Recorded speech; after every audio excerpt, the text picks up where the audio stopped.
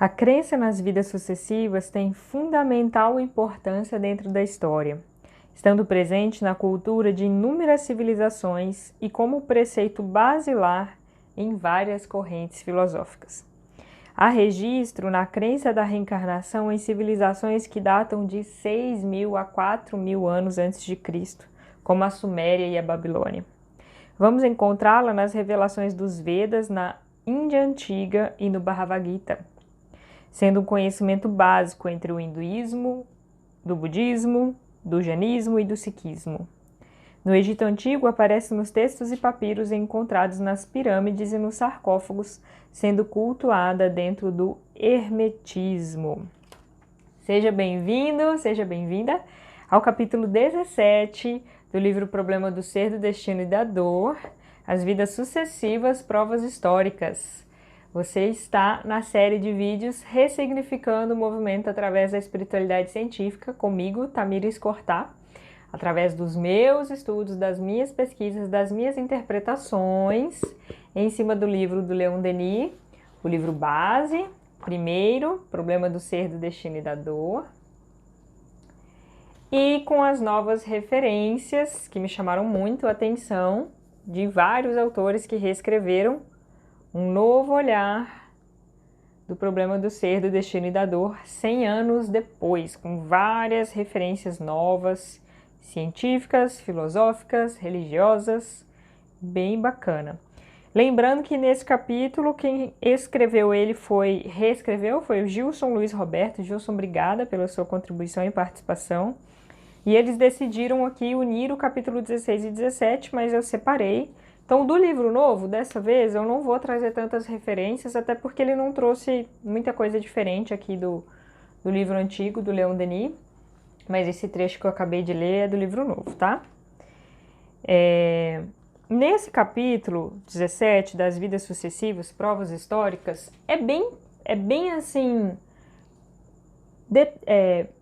exemplos, história mesmo, exemplos da história, de onde a gente pode ver indícios de reencarnação, como eu citei aqui nesse trecho lido, 6.000, 4.000 anos antes de Cristo. Aí a gente fala desse encadeamento de informações, a evolução humana, como tem acontecido. Quando a gente presta atenção na história, a gente vê que nada acontece por acaso, tudo tem uma conexão. E por falar nisso, sábado passado, depois que eu gravei o vídeo aqui, eu estava na sala lá com minha mãe, mexendo com a edição, e a gente viu que ia começar o filme... Como que é o nome daquele filme que tem todos os super-heróis? Não tem todos, né? Tem alguns super-heróis. Liga da Justiça. Ia começar a Liga da Justiça.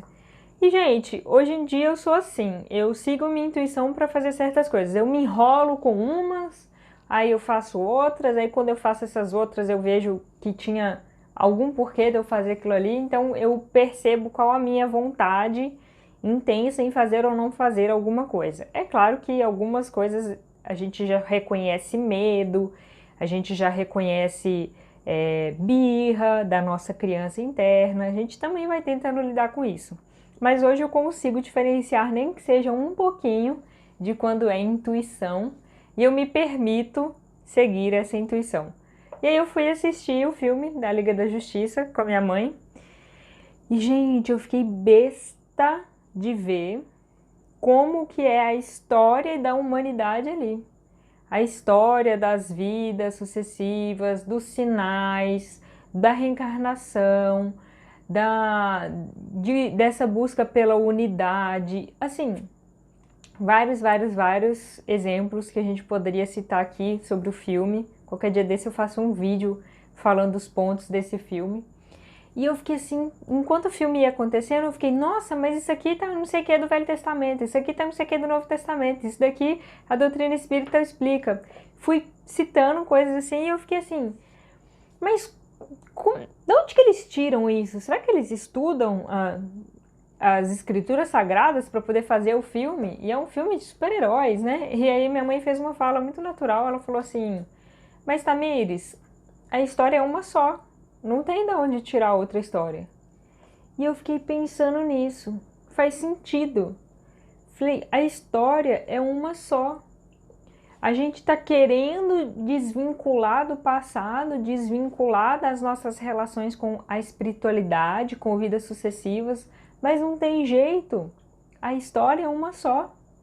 E eu, conversando com o Alan Denizar, que é um médico homeopata, ele faz algumas lives comigo no Instagram, e um desses bate-papos foi sobre vazio existencial, e ele estava falando dessa questão de que a gente sente esse vazio existencial quando a gente tira a nossa história, aquilo que serve de base, aonde que a gente se apega. Então, se eu não vou acreditar em Adão e Eva, eu vou acreditar em quê? A gente tem uma história que a gente se apega. E aqui, Leon Denis traz esses relatos históricos que várias civilizações, eu não vou falar todas aqui porque seria demais, né? Mas várias civilizações aí da humanidade nos trouxeram de sinais das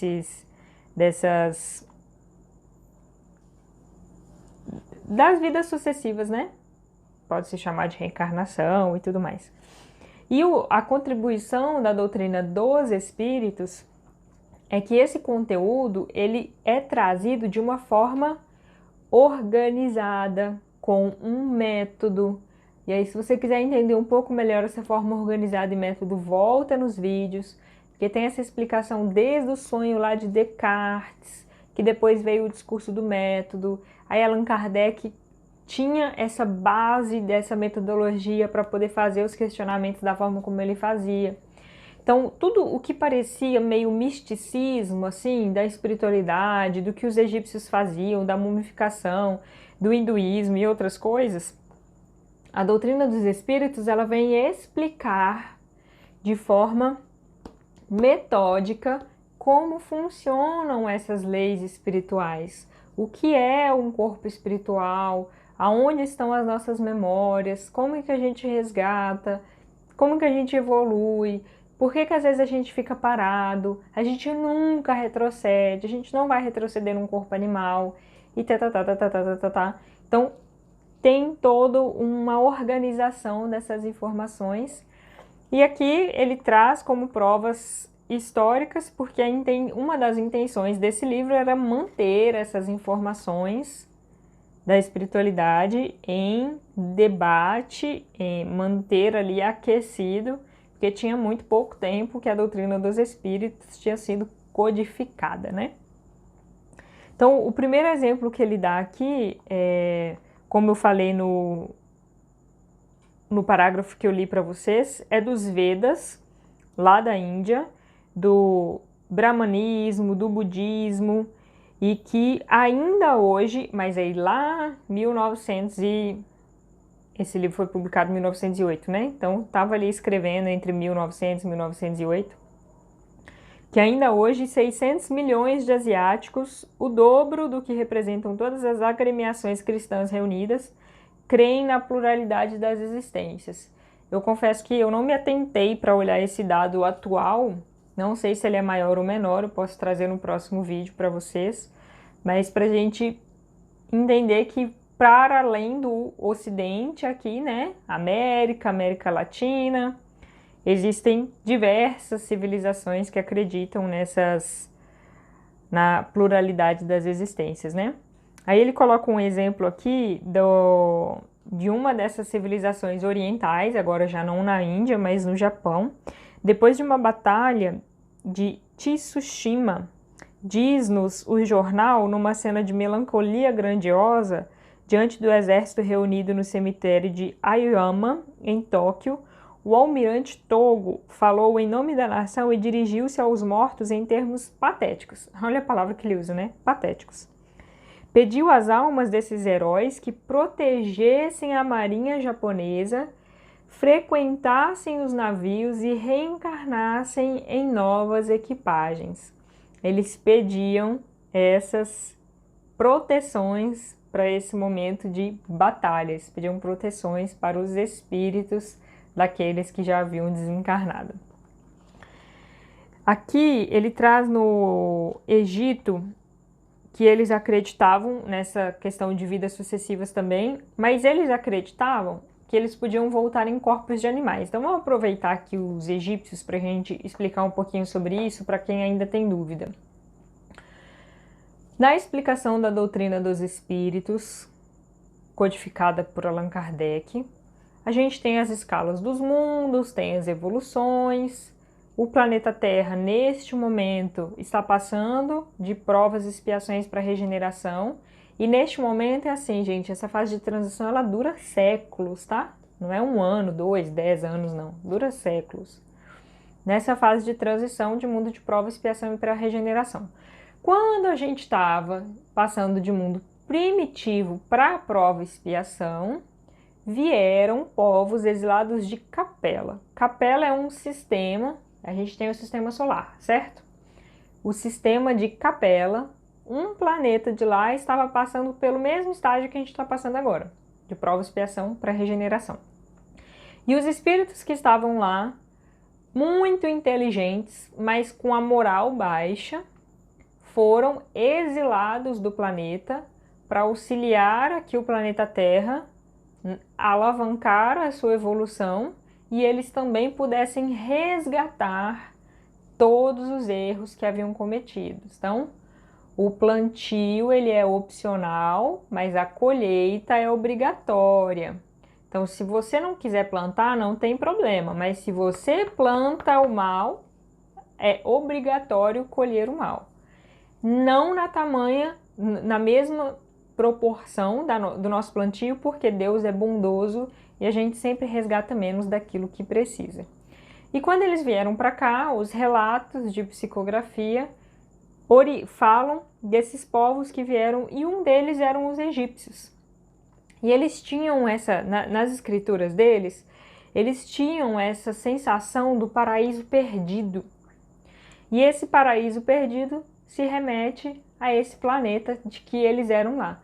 E por que essa noção de mistura aí de figuras de animais com deuses e meio corpo de homem, meio corpo de animal? Porque pensa bem, você, no pleno século XXI, com o corpinho que você tem hoje, você voltar lá em povos que estão recém-saídos da época das cavernas, estão montando civilizações agora. Os corpos são mais robustos, não tem a mesma tipo de roupa que a gente tem, não tem tecnologia nenhuma. Até hoje é um enigma a história das construções das pirâmides. Então, da onde que eles tiraram essas informações? E muitos desses povos, por exemplo, voltaram. Muitos dos povos egípcios já não existem mais, dos incas, maias e astecas já não existem mais, e vários outros exemplos aí que passaram pelo nosso planeta Terra. Então esses filmes que falam de extraterrestres, nesse filme que eu citei para vocês também falam que haveria uma invasão de extraterrestres, acho que é isso.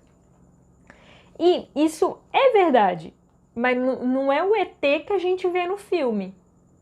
São espíritos que reencarnaram nos corpos utilizando a energia do planeta Terra para montar o corpo de acordo com a energia do planeta Terra, porque tudo é moldado de acordo com a energia de cada planeta.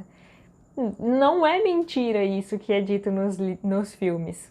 Vieram sim extraterrestres, mas eles resgataram o que tinham que resgatar e voltaram para lá. Então por isso essa mistura e essa crença de que a gente pode voltar em corpos animais, mas dentro dos ensinamentos categorizados lá através de Allan Kardec, isso não é possível, porque a gente não retrocede. Porque senão, gente, a gente perderia o nosso maior bem, que é o conhecimento. E conhecimento ninguém tira de você. Então o tempo que você está gastando estudando isso daqui, ninguém tira de você. Aí a gente vem já para uma chamadazinha para a função desses vídeos aqui, ressignificando o seu movimento através da espiritualidade científica. Quando você tiver que escolher no seu dia a dia entre assistir um filme que vai te trazer uma informação importante ou um filme que não vai agregar nada na sua vida, qual deveria ser uma escolha sustentável a longo prazo, você escolher por algo que você vai estar sempre trazendo informações novas para o seu espírito, porque isso ninguém tira. E isso vai ficar armazenado no seu perispírito para todo o sempre. Informação nos liberta, é a única coisa que é capaz de salvar alguém. A informação. Quando a gente conhece as leis naturais, as leis divinas, se aproxima do único modelo e guia que a gente conhece, mais evoluído, que é Jesus Cristo. Tiveram muitos outros e que prepararam o terreno para ele, que vieram depois dar continuidade à fala dele, mas dentro da escala de espíritos, o espírito crístico mais evoluído é Jesus, e por isso tamanha importância. Só que a gente precisa estudar as categorias dos espíritos, quais são os sinais de por que Jesus é o mais evoluído e os outros não, estão numa categoria abaixo. Nesses estudos vocês conseguem entender um pouquinho melhor. Então, nesse relato dos egípcios que acreditam nessas vidas sucessivas, tem o seguinte relato. No Egito, a doutrina das transmigrações era representada por imagens hieráticas surpreendentes. Cada ser tinha o seu duplo, olha que legal, seu duplo. Ao nascer, o egípcio é representado por duas figuras. Durante a vigília, que é quando a gente está acordado, tá, gente? As duas individualidades se confundem numa só. Mas durante o sono, ao passo que uma descansa e restaura os órgãos, a outra se lança no país dos sonhos. Não é, entretanto, completa essa separação. Só o será pela morte, ou antes, a separação completa é que será a própria morte. Mais tarde, esse duplo ativo poderá vir vivificar outro corpo terrestre e ter assim uma nova existência semelhante. Gente, você vai ver psicografias aí, você vai ver perguntas do livro dos espíritos, do livro dos médiuns, é a explicação aqui da reencarnação, que a gente desprende o corpo quando dorme, então que essa necessidade de dormir, de descansar, ela é enquanto a gente está encarnado. À medida que a gente vai evoluindo, a gente não tem mais essa necessidade. Dependendo do nosso nível evolutivo, quando a gente está desencarnado, a gente precisa descansar sim, tá? Porque o nosso corpo ainda é muito grosseiro. Mas à medida que a gente vai evoluindo, a gente vai necessitando menos. Por isso, mais uma dica aqui para as suas escolhas no dia a dia. Quando você estiver muito cansado, com aquela necessidade extrema de dormir, lembre-se que não é só o dormir que vai te revigorar as energias. O dormir é necessário sim, enquanto a gente está encarnado. Mas se você meditar, se você se movimentar, se você fizer um trabalho voluntário, tudo isso vai te ajudar a renovar as suas energias. Porque senão, você entra num círculo vicioso de só dormir que te tira de tarefas importantes no seu dia a dia relacionadas à sua evolução, relacionadas à superação de desafio. Aí toda vez que você tiver uma dificuldade, vai te dar sono. Gente, eu falo por mim. Toda vez que eu tenho tarefas importantes e que eu tô com dificuldade de fazer, cara, meu Deus do céu, que sono que eu tenho. Quando eu tenho reuniões com pessoas importantes e que são reuniões relacionadas com a minha evolução, mas que às vezes eu estou resistindo, minha criança interna está fazendo birra, meu Deus, é um sono, é uma abrição de boca. E aqui vocês podem ver todos os exemplos de pessoas aí que dormem nas igrejas, que dormem em palestra espírita, que ao fazer um evangelho começa a dormir. Olha aí. Aí você vai vinculando o sono a tudo aquilo que é importante, que você precisa fazer, mas você não quer ou está com dificuldade. Quando você desprende do corpo físico, fica muito mais difícil essa regeneração dos seus órgãos, porque você não está fazendo, enquanto você está acordado, aquilo que precisa ser feito. Não vai ser dormindo que você vai resolver o seu problema. Você tem que unir os dois, tá bom? Aí na Grécia tem os exemplos de Sócrates, Platão, Apolônio. Tá aqui na página 270.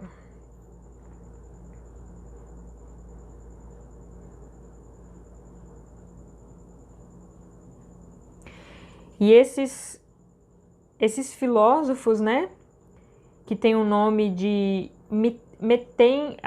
a doutrina que eles defendem, a ideia que eles defendem, tem o nome de metempsicose. Fala dela muitas vezes nas suas obras em termos velados, porque em grande parte estavam ligados ao juramento iniciático. Contudo, ela é firmada com clareza no livro da República, em Fedra, em Timeu e em Fedon. Isso daqui, gente, eu já falei em outros vídeos, mas vou aproveitar aqui para relembrar que muitos conhecimentos ficaram velados na história, porque os povos daquela época aí tinha dois motivos principais, tá? Jesus falava por parábolas e fala-se que não dava para se trazer todas as informações diretas, porque o povo não estava preparado para receber.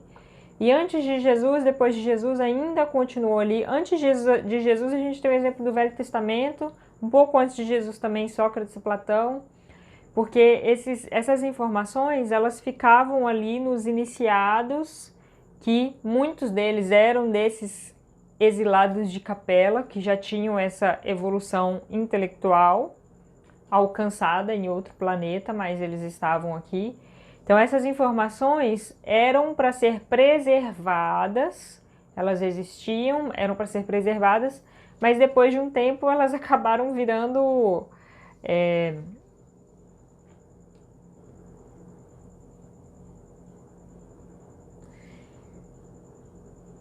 não sei que palavra que eu coloco aqui, mas elas acabaram virando algo que separava aqueles poderosos daqueles que não tinham as informações. Então, a informação ela foi muito protegida por pessoas aí na história e agora a gente está pagando por isso, entre aspas, né? Vamos correr atrás do prejuízo, vamos resolver isso e trazer informações aqui para todos. Eu tenho a impressão de que eu era uma dessas pessoas, gente, porque eu tenho uma necessidade de informar as pessoas aquilo que eu aprendo, mas é algo assim que é das minhas entranhas, sabe? Como se eu tivesse ficado séculos e séculos escondendo informações e agora eu pedi essa oportunidade antes de reencarnar. E falo assim, pelo amor de Deus, não me deixa fugir dessa responsabilidade. E olha que eu já queria. E olha que eu já quis várias vezes, tá? Fugir dessa responsabilidade. Porque dá trabalho, viu, gente? Dá trabalho. Mas eu sei que é algo muito importante para mim. Então, muitas pessoas elogiam e falam assim, ah, porque você estuda, porque você é aquilo. E eu falo assim, é o que me salva, é o que eu preciso fazer para resgatar com amor uma multidão de pecados. Então, essas informações são primeiramente para mim, tá? O outro exemplo que ele traz aqui é dos livros hebraicos. Os livros sagrados dos hebreus, o Zohar, a Cabala, o Talmud, afirmam igualmente a preexistência e com o nome de ressurreição.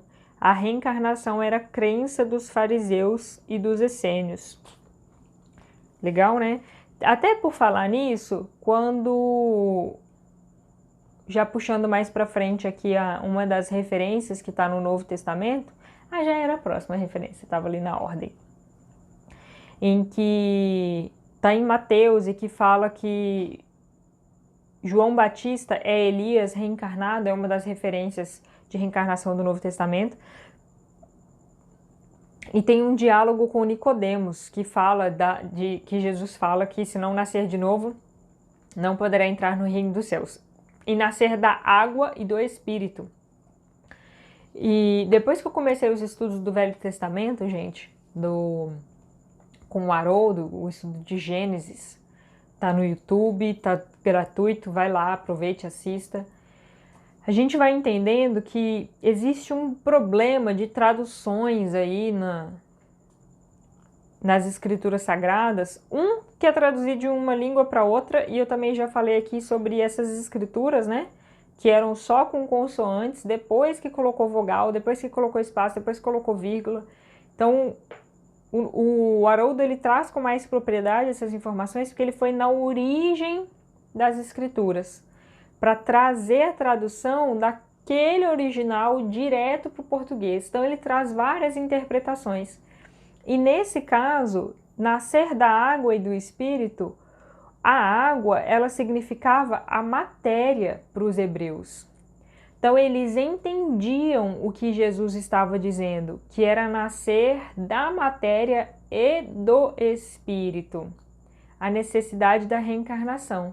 E lá ele fala que quem tem olhos para ver que veja, quem tem ouvidos para ouvir que ouça, para a gente entender o que está por entre as palavras de Jesus, porque ele não podia trazer tão diretamente as informações, porque, gente, lembra da história.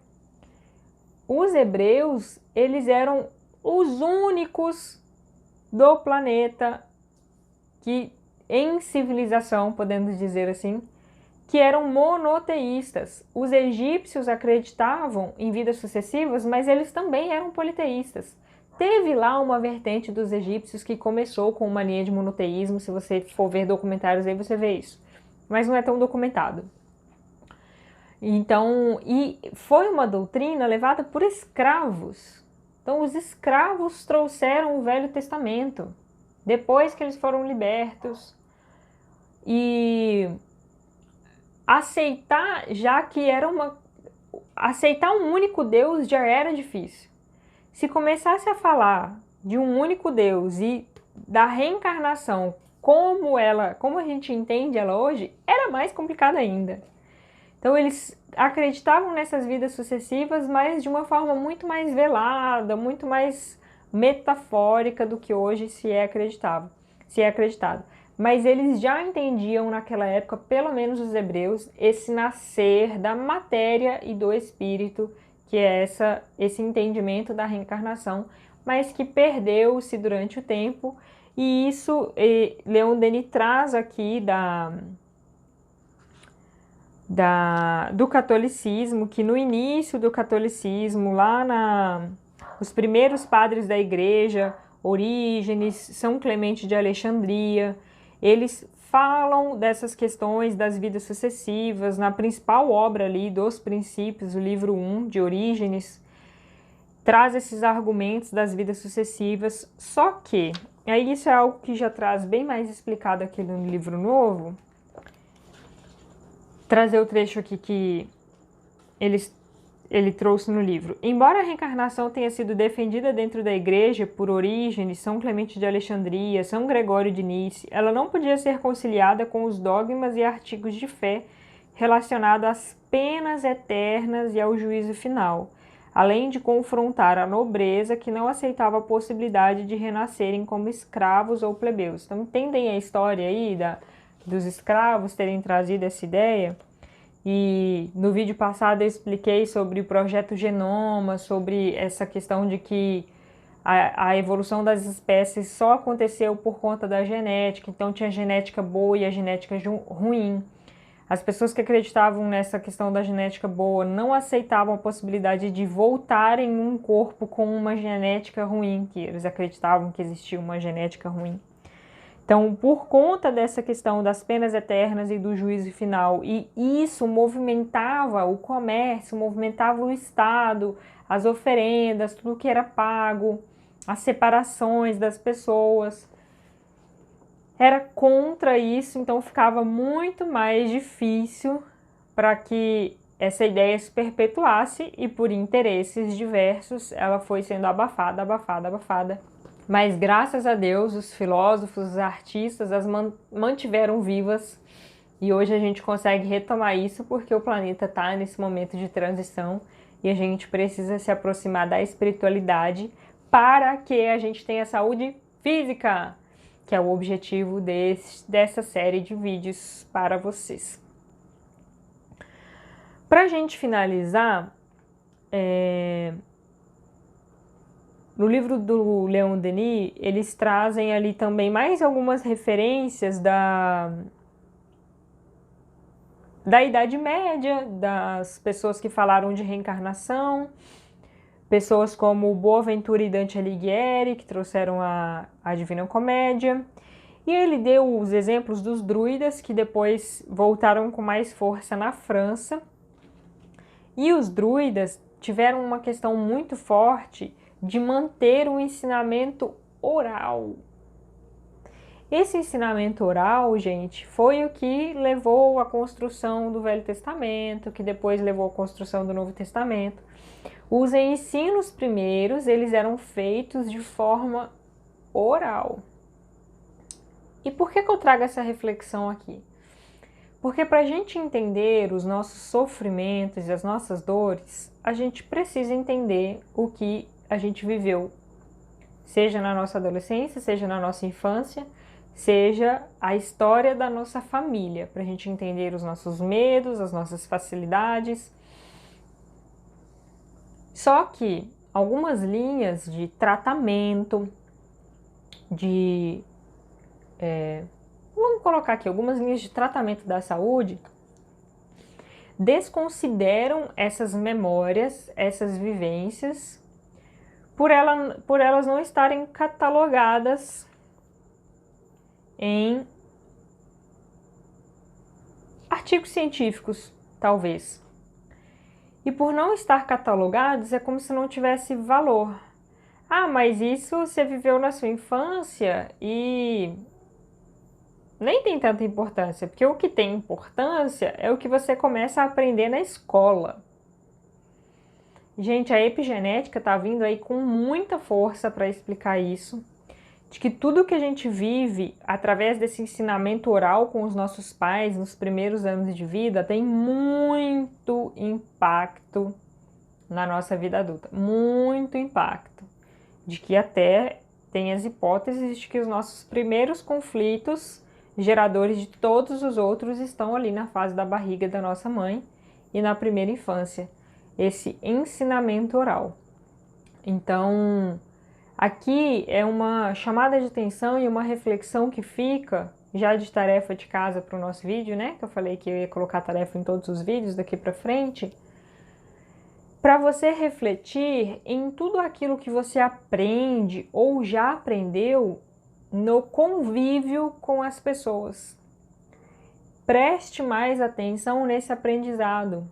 Não é à toa que os cientistas, os educadores tomaram tanto cuidado até hoje para que as crianças, nos primeiros anos de vida, tivessem um foco maior de aprendizagem com pessoas e não com tecnologia. A não ser que daqui para frente a gente tenha alguma alteração cerebral aí, porque a gente continua em evolução, né? E a gente não tenha problemas com essa tecnologia nos primeiros anos de vida. Mas o nosso maior aprendizado, ele é oral. Ele depende da interação das pessoas. Porque a partir do momento que você só tem aprendizado através de textos, você não tem energia de aprendizado.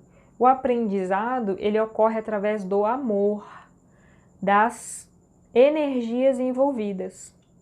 E quando você tem energias de raiva, de rancor e de ódio, não ocorrem aprendizados, ocorrem traumas que ficam marcados, que precisarão de amor envolvidos depois para ressignificar esses traumas em saúde, em novas ações, para que a gente consiga movimentar aquele medo excessivo que a gente tem de fazer certas coisas, aquele orgulho excessivo de que nós somos melhores do que os outros, aquela necessidade excessiva de provar para o outro que a gente está certo.